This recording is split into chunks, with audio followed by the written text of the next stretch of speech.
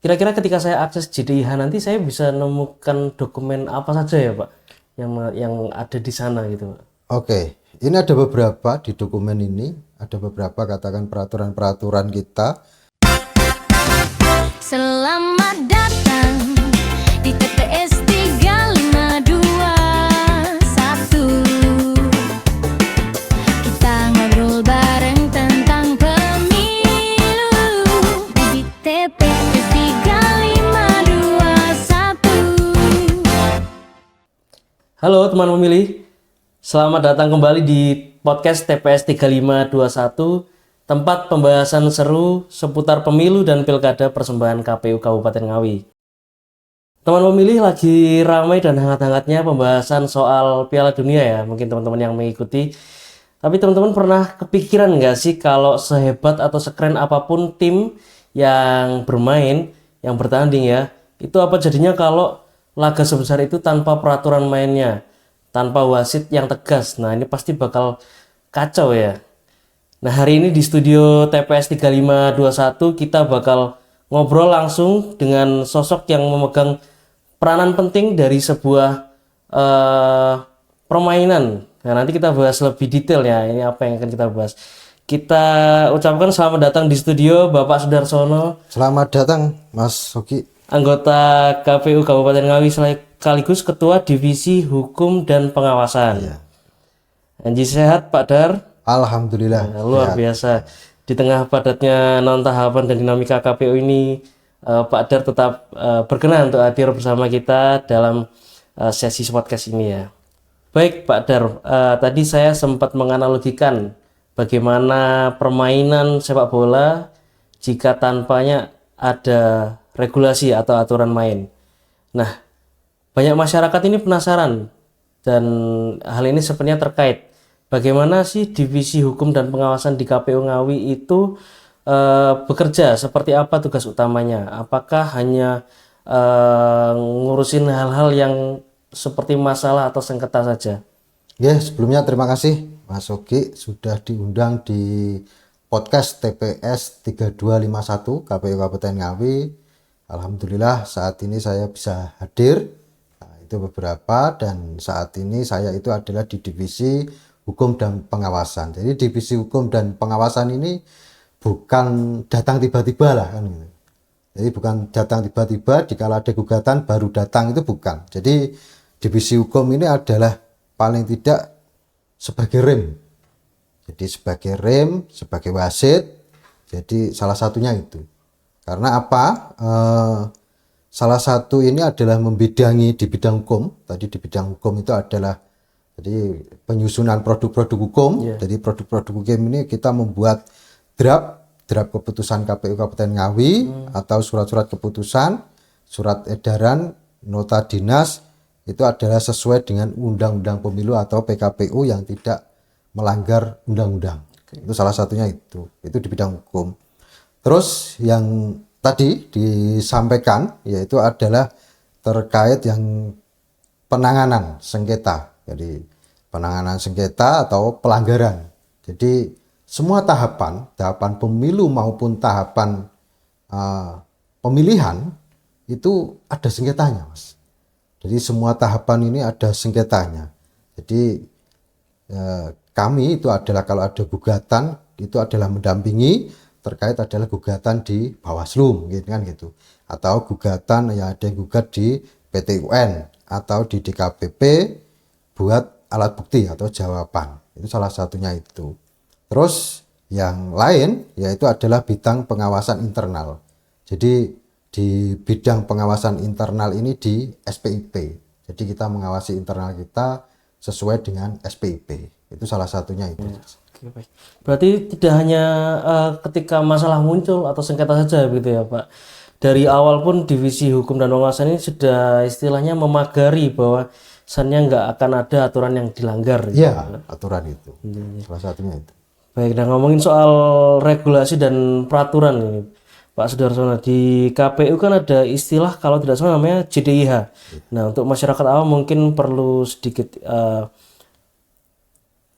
penjelasan bagaimana sih Pak atau apa itu JDIH sendiri? Oh iya. Jadi gini, ini juga salah satu JDA itu yaitu adalah jaringan dokumentasi dan informasi hukum. Jadi ini gampangnya kita berpikir itu adalah perpustakaan digital. Oh, oke. Jadi perpustakaan digital kita khusus peraturan-peraturan KPU. Jadi ada JDA kita itu ada JDA di KPU RI, KPU provinsi, dan ada di KPU kabupaten kota. Itu juga punya. Jadi itu salah satunya. Terus untuk fungsi sendiri, fungsinya ini, fungsi utama ini adalah mendokumentasikan. Jadi bisa mendokumentasikan semua produk-produk hukum. Ini khusus produk hukum dari KPU Kabupaten Ngawi itu biar rapi dan tidak hilang. Ini salah satunya. Terus yang lain yaitu adalah menyebarluaskan. Jadi menyebarluaskan biar publik itu tahu. Masyarakat, parpol itu bisa mengakses. Dan ini gratis mengakses di JDA kita. Oh, akan mencari katakan DPT, daftar pemilih tetapnya itu di 2019. 2024 itu bisa dicari. Ada di situ. Di situ ada. Dan gratis, Pak ya. Gratis Tidak kan, biaya. gratis. Nanti bisa mengunjungi di JDA Kabupaten Ngawi, KPU Kabupaten Ngawi. Terus menjamin, jadi menjamin kepastian hukum. Jadi kepastiannya hukum itu kita menjamin semua orang itu adalah pakai aturan yang sama dan versi yang terbaru. Jadi itu salah satunya untuk fungsinya itu. Jadi samalah. Mungkin JDA ini yang jadi seseorang itu akan melihat, oh seperti ini salah, seperti ini betul atau menyalahkan, itu harus sesuai dengan peraturan itu. Itu salah satunya itu, Mas. Saya jadi kepo ini Pak soal JDIH ini sebagai perpustakaan, Ya. perpustakaan dokumen-dokumen digital. Kira-kira ketika saya akses JDIH nanti saya bisa menemukan dokumen apa saja ya Pak yang ada di sana gitu Pak? Oke, ini ada beberapa di dokumen ini, ada beberapa katakan peraturan-peraturan kita, itu dokumen-dokumen yang bisa diambil katakan ada keputusan, jadi ada keputusan-keputusan dari KPU Kabupaten Ngawi. Itu adalah salah satu mungkin SK penetapan DPT, daftar pemilih tetap. Oh, daftar pemilih tetapnya KPU Kabupaten Ngawi itu 2019 atau 2024 itu berapa? Atau nanti yang pemilu yang akan datang itu berapa? Kan gitu. Terus laki-lakinya berapa, perempuannya berapa, itu kita punya. Nggak usah katakan datang, dia ngecek di rumah, mengunjungi di JDA kita juga bisa. Itu sudah satunya seperti itu. Atau SK penetapan calon. Nah, penetapan calon bupati. Nah, ini penetapan calon bupati itu siapa tuh 2019 katakan kan gitu. Atau siapa yang calon DPR Kabupaten Ngawi kemarin, itu bisa. Juga bisa ngecek, bisa melihat juga. Terus bisa melihat juga anggota-anggota EDO kita, SK, EDO kita PPK maupun BPS juga ada di situ. Itu salah satunya seperti itu. Terus mungkin ada turunan-turunan PKPU. Ini juga ada di kita, atau surat edaran atau nota dinas, itu semua ada di JDA kita atau berita-berita acara itu. Luar biasa ya Pak. Jadi buat teman pemilih ini yang kadang suka tanya aturan pendaftaran itu kayak gimana sih, TPS-nya mana aja, itu nggak perlu ragu lagi ya Pak, tinggal klik aja di JDIH KPU Ngawi supaya sudah tersaji dengan lengkap ada di sana, dan juga gratis Pak ya. Gratis. Tidak butuh biaya, luar biasa. Sekarang kita geser Pak ke istilah yang sedikit teknis tapi krusial. Ada istilah yang namanya SPIP ya Pak. Ini sebenarnya apa sih Pak arti SPIP dan lingkup terutama dasar hukumnya di lingkungan KPU itu seperti apa? Ya, tadi saya sudah menyampaikan katakan tugas wewenangnya adalah di divisi hukum. Tadi saya menyampaikan salah satunya sebagai pengawas internal. Pengawas internal. Pengawas internal ini adalah salah satunya juga SPIP. SPIP ini merupakan sistem pengendalian internal pemerintah. Jadi kita itu juga punya, bukan dari pihak luar sendiri, di KPU ini punya. Jadi punya SPIP, jadi sistem pengendalian internal kita ini. Jadi seperti apapun kita punya di dalam, dan bahkan dasar hukumnya itu yang kita pakai itu adalah PP nomor 60 tahun 2008. Dan juga ditambah dengan PKPU, KPU sendiri. Ini tentang pedoman pengendalian internal kita. Jadi tidak hanya dari eksternal atau dari luar saja, Tapi di KPU sendiri katakan tadi adalah divisi hukum ini juga sebagai rem, ya ini adalah salah satunya seperti itu biar tahapan itu bisa berjalan. Itu di sini. Baik Pak, mungkin supaya saya dan teman-teman pemilih ini ada bayangan yang lebih real ya Pak. Apakah bisa dicontohkan resiko yang mungkin terjadi di tahapan penyelenggaraan pemilihan itu apa saja Pak, seperti contoh-contohnya, dan bagaimana SPIP ini mungkin kesannya sebagai alat untuk mengendalikan daripada resiko-resiko yang akan dihadapi ini? Ya, jadi semua tahapan di pemilu maupun pilkada itu sangat risiko dengan gugatan. Sangat-sangat serius. Semua, jadi semua tahapan itu ada risikonya masing-masing. Dan mungkin salah satu yang risiko yang saya contohkan adalah DPT ganda. Nah, ini ada muncul DPT ganda kan gitu. Terus bagaimana kita mengendalikan? Ini adalah mengendalikan dengan coklat itu berjenjang. Kan kita ada coklat berjenjang dan di sini juga ada aplikasi Sidale maupun kita nanti kita audit kan gitu. Karena munculnya DPT ganda ini salah satu risiko. Terus risiko lain adalah logistik rusak atau hilang. Karena pemilu dan pilkada ini kalau ngomong logistik itu kan wah Kompleks, sangat banyak, kompleks Pak, lah ini logistik ini. Baik. Bahkan logistik ini memang kita harus paham betul jadi penataannya, dan kita gudang kita juga banyak, katakan adalah pengalaman di pemilu kemarin itu kan nyampe berapa 1000 sekian TPS, dan itu kan membutuhkan logistik yang banyak maupun dengan pemilih yang juga banyak. Itu salah satunya pengendaliannya itu harus ada SOP gudang. Jadi salah satu SOP gudang ini memang harus terbentuk. Jadi pegawai kita katakan itu yang nata di situ itu harus memang ada SOP, dan tidak gampang lah ada SOP. Jadi bisa dicek, oh masuknya itu seperti apa, keluar seperti apa, jangan sampai itu Pak ya. Iya. Karena jangan sampai nanti surat suara kita itu hilang kan gitu. Iya, Nah, ini kalau hilang kan ternyata di bawah yang kerja, ya enggak bisa. Iya. Dan itu harus ada SOP, dan itu harus ada memang biasanya kita cek. Yang masuk itu kita cek, masuk juga tidak boleh bawa tas dan seperti apa, keluar juga seperti itu. Itu salah satunya, contohnya juga seperti itu. Selain itu juga mungkin ada berita acara. Jadi di gudang itu ada berita acara, oh hari ini katakan surat suara sekian, pekerja sekian, dapatnya sekian, berapa yang sudah ditata. Itu harus ada berita acara. Jadi biar tidak hilang atau rusak, kita harus paham. Selain itu paling tidak ditambah juga ada CCTV. Jadi oh kemarin katakan surat suara sekian kok loh ternyata dicek tidak ada, kan salah satunya itu.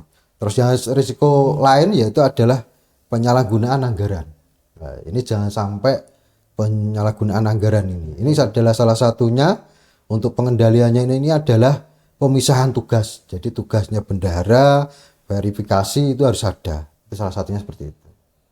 Oh begitu Pak ya. Berarti SPIP ini semacam pemeta risiko Pak ya. Juga bisa menjadi sistem alarm. Di sebelum masalah muncul ini KPU sudah menyiapkan skenario-skenario pencegahannya.